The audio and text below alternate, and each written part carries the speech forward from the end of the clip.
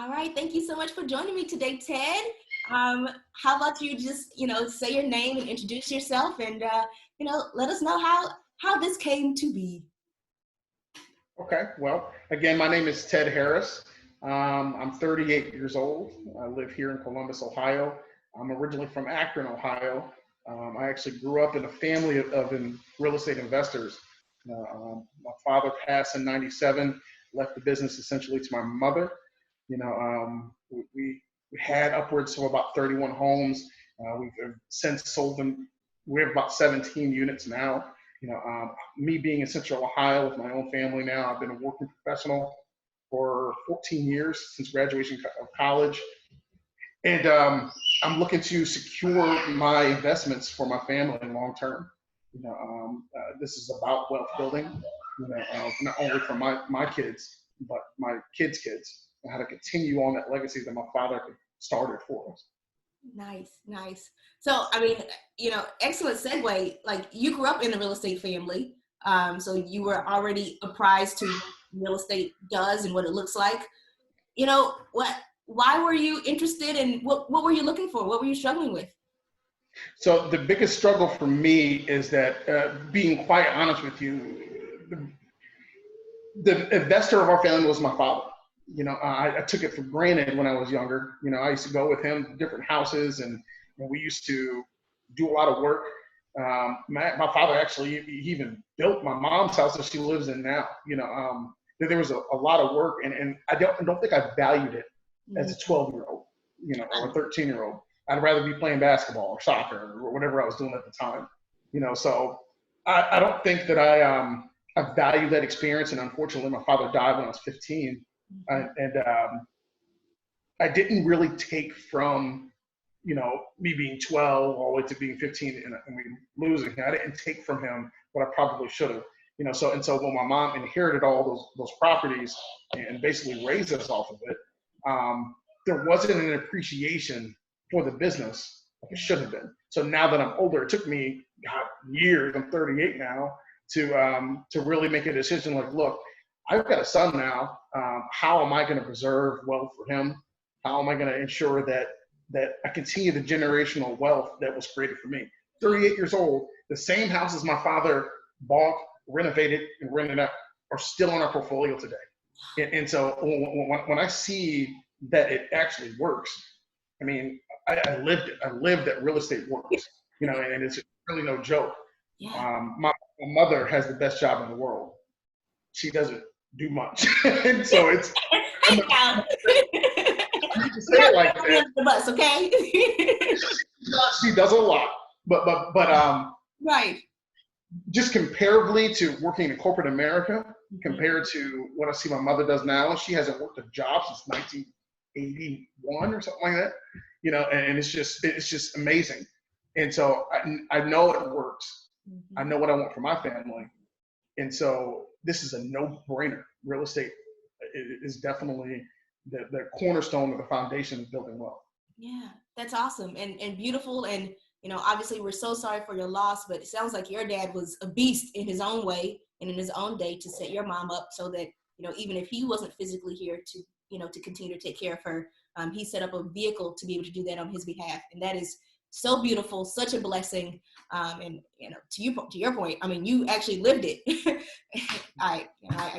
There's no greater testament than that of what real estate can do for you and your family and your legacy. That's beautiful. I'm curious, obviously you were not of age in order to take everything that your dad had to teach you. So where were you trying to get information? What were you doing to learn and increase your knowledge? So most of my trying to gather more knowledge about the business, I would talk to my mother, of course, and my mom at this stage, actually ever since my father died, she's been more or less of a landlord, just a landlord expert. So we really, like I said, the same 31 houses when he passed, it's the same 31 houses we had, and we didn't really grow from there. We didn't really do much, except for managing properties. Right. So from that perspective, in an old school way, that obviously needed to be updated, in terms of how to manage a business in the 21st century. But so I was going to Bigger Pockets. I was going to YouTube. I bought real estate, investing for dummies. I was doing all these types of things. And the personality type that I have, I have a sports background. So I'm used to having a coach, used to having mentors to be able to real time ask questions. And I did not have that. And I had to humble myself to say, and to be like, hey, I need help. And the biggest fear that I had, and still to a degree have still, is I don't want to make a 5-figure mistake. I don't want to put $50,000 into a project and fail. I have a fear of failure. Right. And I think that's pretty normal with investors or want to be investors. Mm-hmm. But at the same time, if I do nothing, I'm going to fail even worse. So right. something has to happen. Yeah. I got to jump, as Steve Harvey would say, and I'm just making myself ready to do that. Yeah. I'm curious why now. I mean, to your point, obviously from age 15 to age 38, like, why now? Like, why did you decide to do something different and I guess seek help today versus 5 years ago versus 5 years from now? Like, was there anything in particular that made now the right time?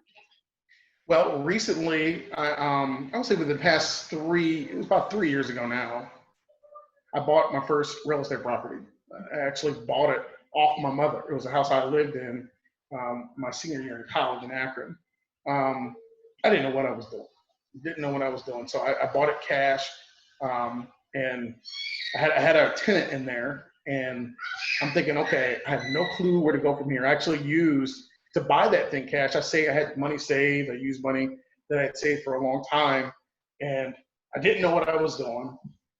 That person ended up leaving.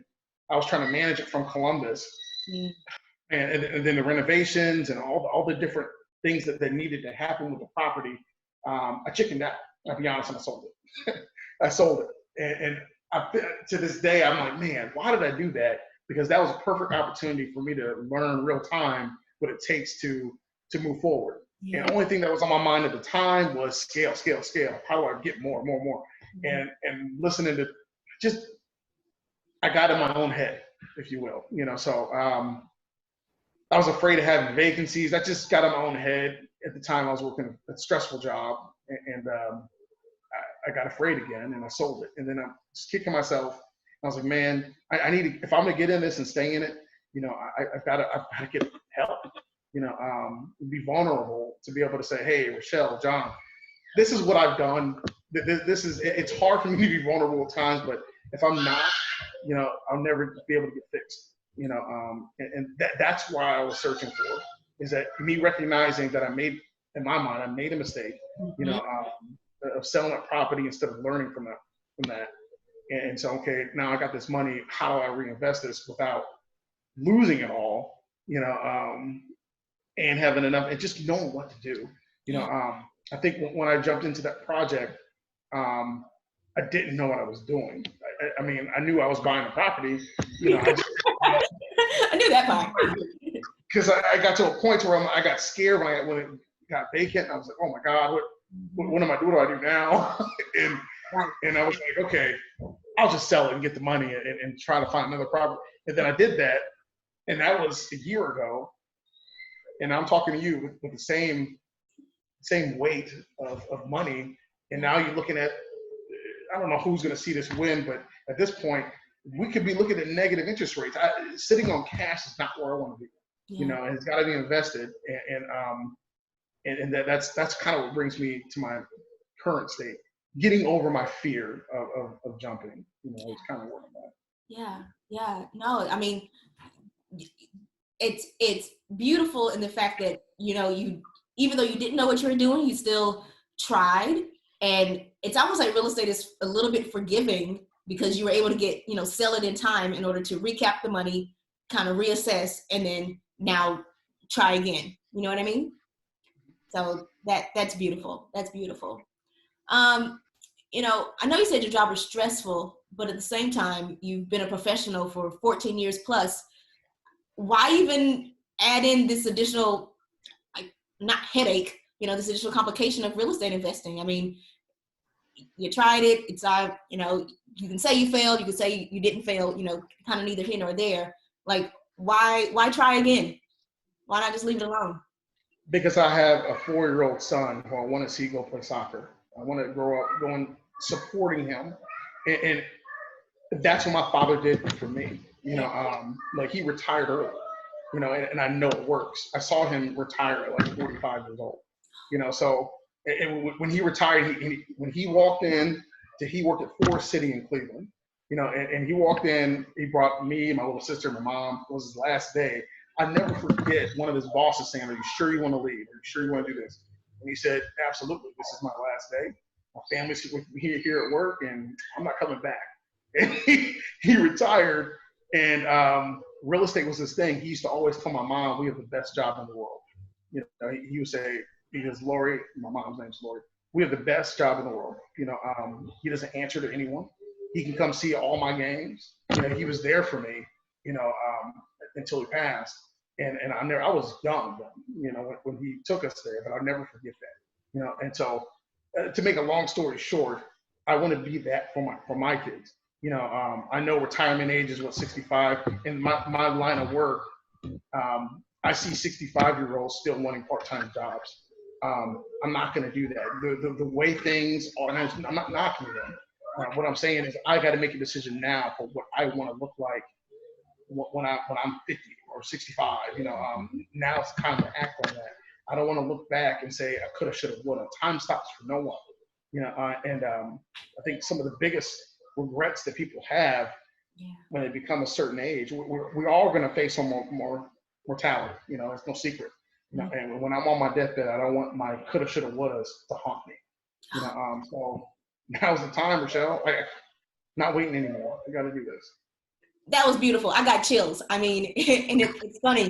My mom, who has also passed, she used to say, "Time waits for no man." Like, whatever you want to do, you have to go ahead and do it, because time doesn't stop. You can waste time. You can tarry. You know, Texas Southern. You can tarry, but that time waits for no man. And I still remember telling me that. It's absolutely true. So, you know, let's talk a little bit about where you are today, right? So we'll get into the program a little bit later, but like, obviously, so before you were searching on YouTube, you were, you know, doing some other things there. How would you describe, you know, how you're feeling about real estate investing now on the other side? You know, after meeting you and John, I feel, number one, more knowledgeable. And number two, I feel like I have support that I can trust. You know, and really, obviously, before I even paid for your course, I did research on you and John. You know, I knew what your program was about. I asked people, you know, and so you guys, especially for someone like myself, young, Black, educated, and knowing what you want, you know, you two do it. You don't question. You do your research and you make it happen. That type of confidence is what I need. You know, is what I need is not second guessing yourself, doing your research, making sure you have a plan, a rubric, as you guys call it, and just making it happen. That's where that's where I get stuck. I'm good at doing research. I'm good at putting stuff on paper, and then it's time to jump and I get cold. I'm like, oh, I start thinking about, what if this happens? What if that happens? You know, I let outside things kind of get in the way. You know, but I cannot be afraid to fail, because that's where the learning is, and I know that. It's a lot easier said than done. You know, in terms of all right, I got this money right here. I don't gamble. Okay, so that's a little bit part. I can go to Vegas and have a great time at shows and stuff like that, but I don't gamble. I'm not a gambler. You know, and so that kind of. But in this situation, you got to play your hand. You really do. You got to do the best you can to create some type of rubric, or create your game plan the best you can. But you fail if you don't play it. You might as well play it, because there's no way to win without playing the game. Wayne Gretzky, you miss 100% of the shots you don't take, and I better take it. To make it simple. Better myself. I mean, you know, you and I, neither one of us gambles. I think I told you about the time I went to Vegas and I put money in the slot machine, and I didn't, you know, I pressed the button and I didn't get the, you know, whatever stars or whatever things I was supposed to get in order to get money. And I was like, okay, I lost, but like, can I get a receipt though? Like I didn't even get a receipt. Like the receipt I was like, so you just took my entire $5 bill. I understand I didn't win, but I don't even get a receipt. Like there's no proof that this money even existed. I was like, that's hilarious. It. That's me. Like I can't do it. So I'm a big buffet person. I love the shows. But right. Me too. I'm like, I cannot do it. Oh man. But you're right. You know, at a certain point, you're there. You've done your preparation. At a certain point, you got to still do the thing. So I'm curious. You know, like on a scale of 1 to 10, you know, how would you rate your so 1 being very, very low and 10 being very high? How would you rate your, I say, investing confidence before the boot camp and after the boot camp? Like how has that changed, if at all? Okay, I'm going to be completely honest. So I would say before the boot camp, my investing confidence, like willing to play my hand, was probably like a 3. Okay. Or 2. Okay. Very low. I mean, I'm, again, very good at doing the research, very good at writing stuff down. But when it came to do the darn thing, even before I met you guys, I was pre-approved. I was approved for a loan. I was like, I just stopped. And I just wasted that credit check. I was pissed at myself. But anyway, so now I would say I'm probably about a 6-7. Okay. 6-7. You know, so, and the reason why I say a 6-7 is because I need to make sure there's a couple of the things within the program. You guys gave it all to me. I don't think I need to look anywhere else. No more YouTube or bigger pockets for me. You know, sorry if anyone sees this and likes those things, but for me, there's no more bigger pockets. There's no more YouTube. You gave me literally more than I expected in terms of A to Z. You know, so I need to go back and kind of revisit some of your things. You know, every time I go through another module or we have conversations on Wednesday nights, you know, I'm constantly going back and go, okay, well, maybe I should think about this, you know, and I'm to a point to where I'm just kind of perfecting KPIs, perfecting my business plan, you know, and all those types of things to ensure that when I make my next investment, the confidence is at a 10, you know, so that's kind of where I'm at right now. And I guess, so obviously, you know, as we're going through this, we challenge you, right? So it's not just okay, Ted, you say you're going to do this. Okay. Obviously, a lot of these things are conversations, right? So you say, this is what I'm thinking. And then it's a conversation and maybe a rebuttal or a continual sharpening. Is that something that is desirable to you? Should we kind of sit back and let you ride? No, honestly, I might kick myself later for saying this, but I think more of the challenging is probably needed. You know, I think accountability is the thing that I lacked in terms of making a deal. You know, so you guys, there's nothing left out of this program. You know, there's nothing left out. All the information is there. Literally at this point, it's all on me. It's 100% on me. You know, so I don't have. Literally, I remember looking at some of your programs, asking a question in my mind, and you answer it, like literally that quick. And it's great. So literally, it's 100% on me at this point. You know, I think it was. Sorry, my son. Little guy in the background. Yeah. He's dancing around. For me is my future. Yeah, he thinks he's PJ Masks right now. So anyway, so but anyway. It's 100% on me. I think when it comes to the accountability, I think John said it best at the last meeting. He was talking about 6 months. He kept saying it. All right, 6 months and 6 months. You know, that's the type of accountability I probably need for myself. Just so I can have, okay, this is your timeline to make this purchase. You know, I think one of the exercises I gave myself, by the end of this year, I want to have at least one deal done. Mm-hmm. You know, so once I get that deal, if I get it done, you know, within the next couple of months, I'm gonna challenge myself to get another one done. You know, and just making sure that I have better accountability is probably what Ted Harris needs. And the reason why I say I'll kick myself is that I don't like losing, so I don't want to come to a place and not be there yet. So, but that's kind of what I need. Absolutely. And obviously this is your graduation interview, but we're here for you the whole way through. So we want you to come back and bring deals and evaluate. We're in this to win this. Like, let's do this. You know what I mean? Like, it is on you, yes, but you're in business obviously for yourself, but you're not in business by yourself, right? So hopefully it feels like we are your friends and your partners along the way. Absolutely. Absolutely. So let's talk about a little bit about the program itself. Sure. You talked about why you wanted to join it. What specifically were you expecting to gain from the boot camp? Like, what were your expectations? Well, knowledge. And what I mean by knowledge more specifically is kind of like a modernization.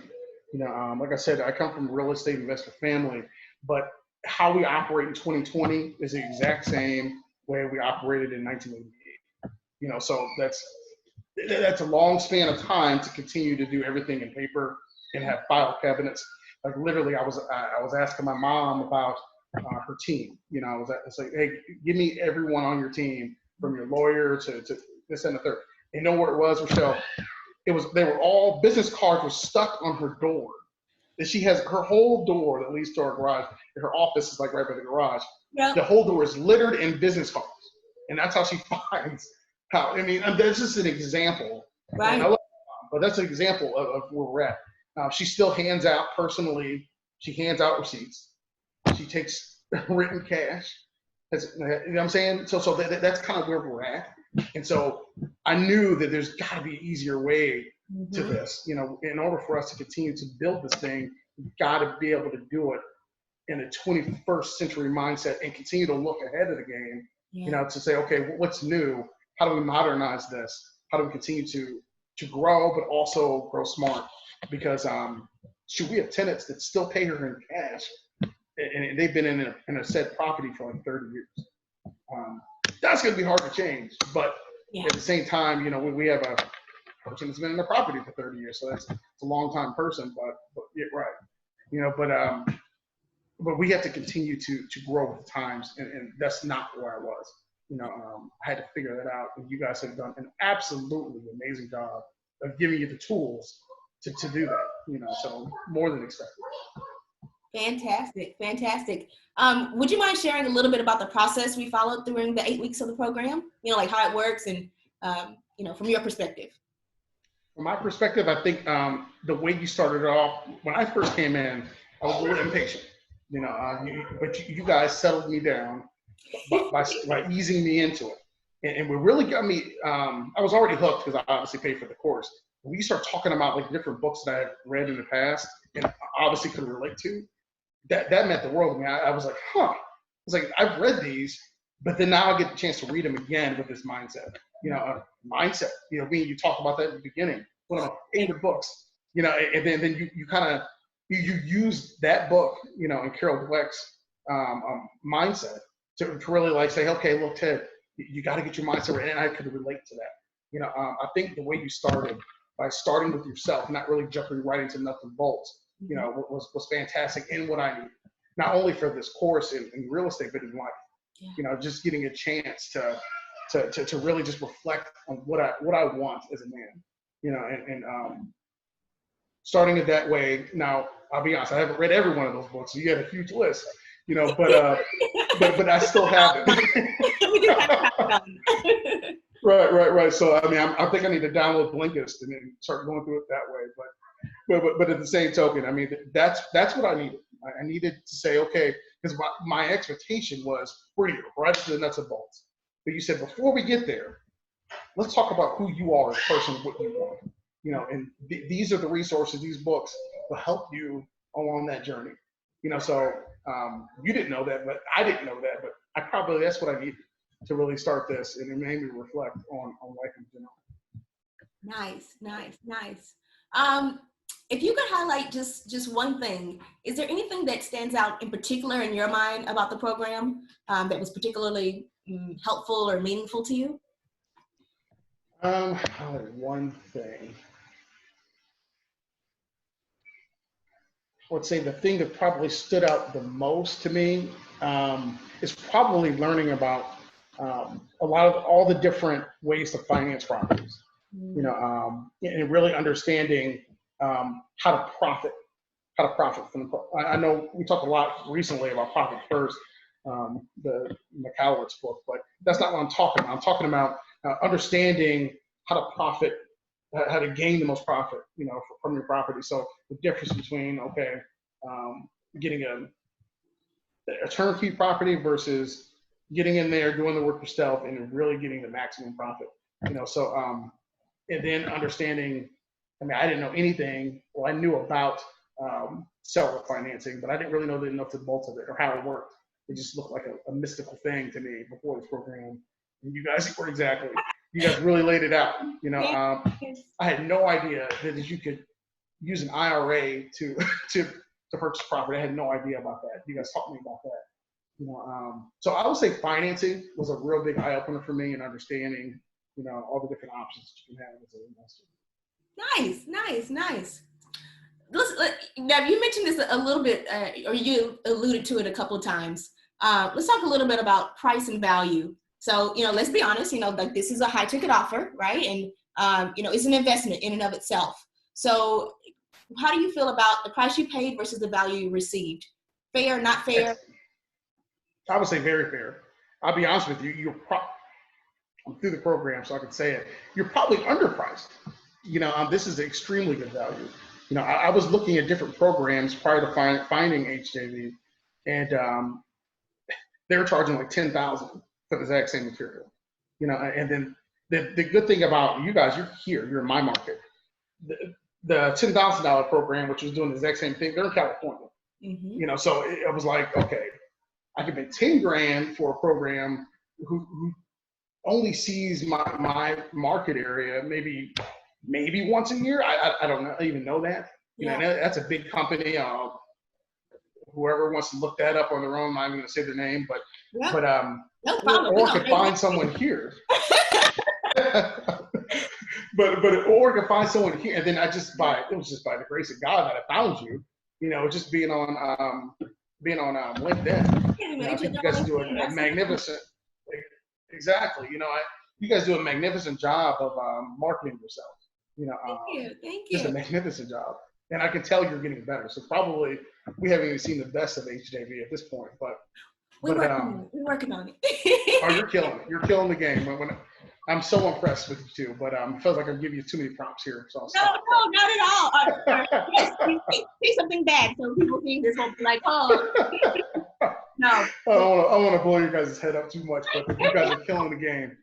So the value is absolutely superb, because I don't know how much you guys are looking at your competitors in terms of this type of material, but they will charge your arm and leg. And they were telling me they were giving me a discount at $10,000. I was like, well, you better be kidding me. $10,000? I was like, you're digging into my down payment now. So I'm serious, definitely serious about that. And I was like, nah. So and then by the grace of God, I found you guys. It has been our absolute pleasure. I mean, it's our belief that we are cooperative components along the same journey. I think you and I both love law of attraction and stuff like that. Mm-hmm. And, there is no, everything is for mutual benefit, right? So you are a cooperative component in our journey, and we want to be a cooperative component in yours as well. I'm curious, now that you've gone through the program, you're on the other side.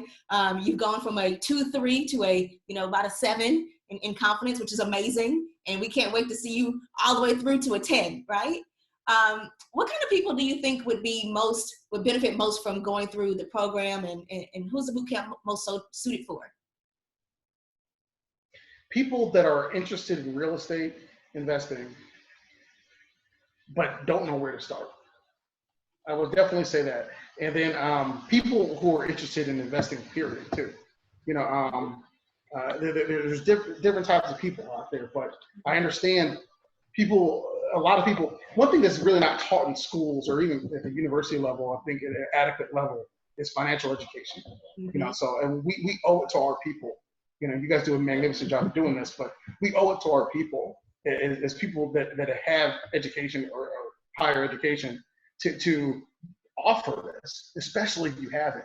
Yeah. And man, you guys are a testament to the community. I'm trying not to be whatever. I'm just going to say it. Our No, community, especially, absolutely. is not equipped with financial knowledge. But you guys are giving it away. Well, not giving it, but you're doing a fantastic job of making it very reasonable to gain those skills. And then you said it on the video that we're recording. This is not goodbye to them. That means a lot to me. That means a lot to me because I know you guys are doing it, but you're not just taking my money and be like, good luck. You're going to continue to be a mentor. And that's what not just Ted Harrison family needs, but that's what our community needs.